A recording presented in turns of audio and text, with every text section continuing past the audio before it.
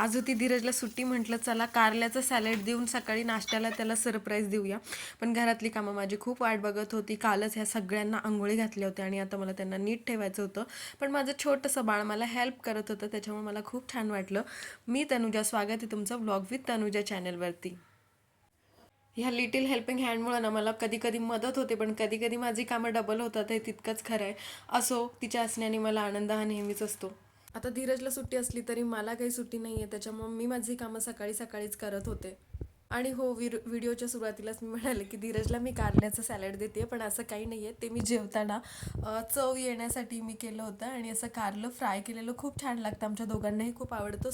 So मी असं कारलं करत असते आणि ज्यांना कुणाला कारलं आवडत नाही ना, त्यांनी हे नक्की ट्राय करून बघा. हळद आणि मीठ टाकायचं आणि थोडंसं कारलं फ्राय करायचं दोन्ही बाजूंनी. खूपच असं छान आणि टेस्टी लागतं. सो मला आज खूप जास्त काम होतं, मला ही सगळी कामं उरकून बाहेर निघायचं होतं. माझ्यासाठी स्वयंपाक माझी वाट बघत होता. आता बाहेर कुठे जायचं हे मी तुम्हाला सांगते. धैर्याचा बड्डे आला आहे आणि यावेळेस आम्हाला तो बड्डे करायचा आहे गावाला. सो आम्हाला सगळी शॉपिंग करून गावाची तयारीसुद्धा करायची, सो त्याचीच गडबड चालू आहे. स्वयंपाक मला निवडायचा होता अगदी शॉर्टकट. सो मी धैर्यासाठी डिसाईड केलं की आज फक्त तिला मटकी भात देऊया.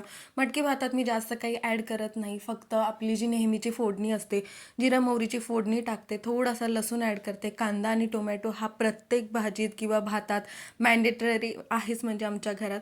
सो तो थोडासा ॲड केला आणि माझ्याकडे थोडीशी मटकी पडलेली होती, म्हटलं चला तीसुद्धा टाकूया आणि फ्राय केली अशी छान.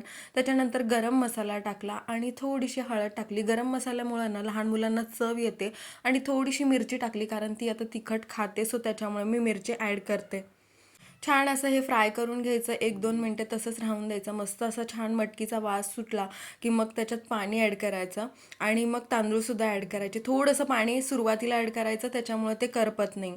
लहान मुलांना हा मटकी भात खूप आवडतो, म्हणजे धैर्याला तर खूपच आवडतो, कारण हा पटकन होतो आणि खूप चविष्ट असतो आणि जास्त काही याच्यात टाकण्यासारखं पण नाही आहे. तुम्हाला जर टाकायचंच असेल तर वाटाणा बटाटासुद्धा टाकू शकता, पण मटकी भातात हे कॉम्बिनेशन चांगलं नाही वाटणार असं मला वाटतं. त्याच्यानंतर मी वर्ण गरम मसाला ॲड केला होता. मी मसाल्यात टाकत नाही, मी वरणच ॲड करते. आणि हे सगळं ना मोजून फक्त 3 शिट्ट्यात होतं. असं मस्त गरमागरम तिचा भात रेडी होता. म्हटलं चला पटकन तिला चारून घेऊया. आणि माझे व्हिडिओ कसे वाटतात हे मला नक्की कमेंट करून सांगा. आणि चॅनलवरती तुम्ही नवीन असेल तर सबस्क्राईब करायला विसरू नका. चला भेटूया नेक्स्ट व्लॉगमध्ये. तोपर्यंत बाय बाय.